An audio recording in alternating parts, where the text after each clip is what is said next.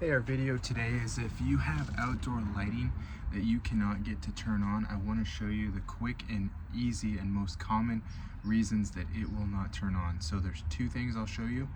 Number one, I have a little system set up here.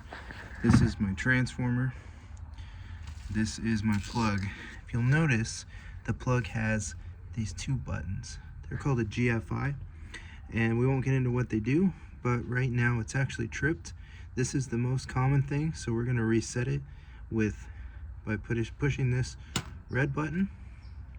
Now you can see this came back on, my transformer. So now it's back in the automatic mode.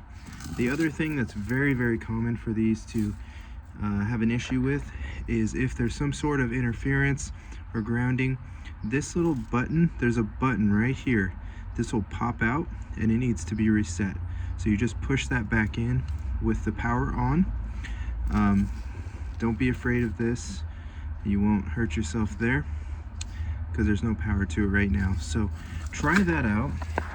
If that doesn't work, then what you have is a fault or some sort of grounding out in your system that's not allowing that to reset. So give that a try. That's your best bet, and that is the most common issues that we see with outdoor lighting when it won't work.